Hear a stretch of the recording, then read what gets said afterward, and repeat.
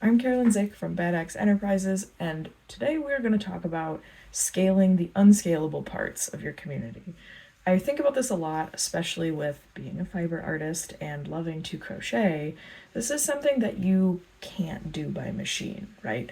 This is unreplicatable by mechanical process, which makes it super, super neat. And we often talk about the kind of surprise and delight moments that come with building a community that's got like a very loyal and passionate following, right? We want to do those unscalable things to help people get even more invested in what we're doing in our community work. Now, that is not always easy, right? Like we're talking about unscalable actions.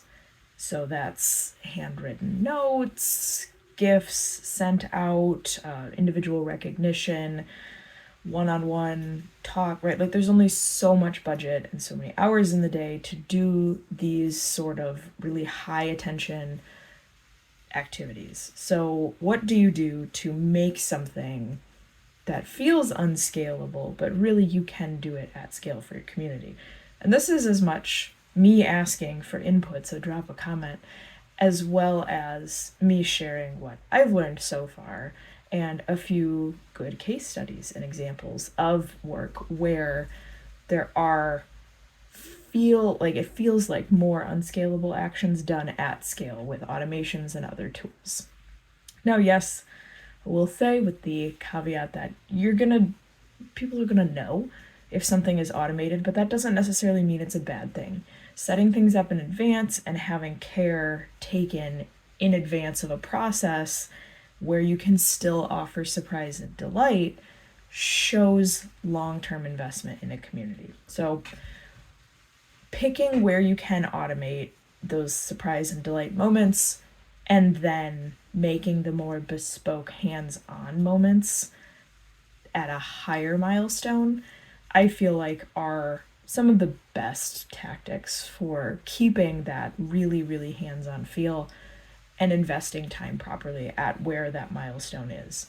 So an example of this, a prime example, because it's on my mind a lot lately because I'm working on getting my 50 grooves in, is with Groove. Taylor Harrington does an amazing job with that community and it's growing constantly, which is really, really exciting. But there's a lot of joy and delight moments that get put into the platform. If you're unfamiliar, Groove is a co-working app, right? You sign in, you get a 50-minute co-working session with some strangers or people you know, and you get stuff done, right? And it has kind of like this fun cult following type vibe.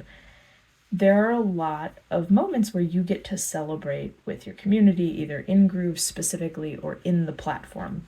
And Taylor does a good job of combining the automated celebrations with some more custom moments. So I want to outline a couple of those that I think are done really, really well. The first one is, this is social media nerd side, the assets that you get, which if you follow me on LinkedIn, you may have seen some this past week, but the assets you get when you hit a milestone number of grooves. And I believe it's every 5, maybe every 10. Someone will have to correct me in the comments. I have gotten them for 5 and for 10 increments. Now I have to go back and double check. But you get an email as well as a pop-up right after that groove completes. So let's say we got to 30, which I recently did. You get to 30, that groove completes, you get a screen that pops up and it says, magic, you reach 30 grooves. Do you want to share this on social? You can immediately go and do a social share right there from the app. Smart integration. You also get an email that breaks down even more, like you did this for this long, this is so great, like this is how many intentional minutes you've clocked of working towards goals.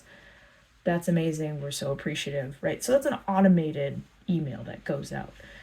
But it includes social assets, so you're doing, legwork for the community there of sharing that out. And as a social marketing nerd, I love seeing that. The other thing that it also reminds you is in some of the emails it says, when you get to 50 grooves, you're going to get sent something. right? So it's a little more hands-on of actually shipping an item or something. I don't know what it is yet. Maybe it's a handwritten note, but something is going to show up from the company, right? So that's like incentive to keep going to get towards that high touch moment. The other thing that I think that's really neat that Groove does, or Taylor specifically does, with Groove's marketing is doing shout outs and writing up in the emails that go out, the email marketing. There's always references to new people who have joined, people who have just reached big milestones, things like that. And that's manual, right? Like that's hands on, that's a human writing that up and getting that information out to another group. But that's a surprise and delight moment as well. Like, I find it really fun that I was in a group with Taylor a couple weeks ago and she was working on the newsletter, and then I get to see my name in the footer there of like, lovingly wrote this email in a groove with all of the people that we were grooving with. That's a really great way to keep community involvement feeling like it's being celebrated and central to the community that's being built, right? And that's still a product, right? That's an app. It's a service that exists. But there's this camaraderie that's being built around it through these kind of surprise and delight moments, and just the feeling of like, oh, we're really in the ground floor helping to build something.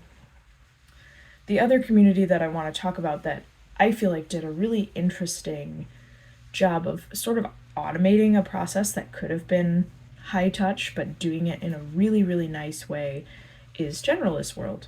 I recently joined Millie's community, which is lovely and amazing, and you should definitely check it out if you consider yourself a generalist. But the onboarding process, highly automated, but feels so friendly, compassionate, and like you're actually being walked through it by a person. And it's not something where, I mean, honestly, onboarding should be its own separate category and have its own video, but the way this onboarding worked was you got automated emails as well as DMs in the Slack that were pre-planned and scheduled out directly from Millie that were like, hey, here, this is an automated message, but here's something that you might want to check out. Or if you're feeling overwhelmed about all the cool things that are happening here in the community, that's okay. Here is a useful resource for how to navigate those things based on what you said you wanted to achieve in your onboarding questionnaire. Super cool, so nice, so easy, and it feels really bespoke, right? Because of that onboarding questionnaire where questions got answered, and then that goes into kind of creating the experience that you get in the community. So having some legwork done in the beginning when you're working on your community can help you automate some of those surprise and delight moments long term, whether that's setting up a system that will reward and recognize people with social assets for milestones achieved, or streamlining an onboarding process to still make it feel really, really custom and welcoming. Either of those are great examples that exist in the real world that you can go check out yourself and consider how they would maybe fit for your community. I'd love to hear how you're kind of scaling that unscalable, high-touch human factor in your space. Drop a comment or message me. Either way, I would love, love, love to hear from you and how you are making sure to continue to surprise and delight community members so they keep coming back for more. Until next time, stay badass.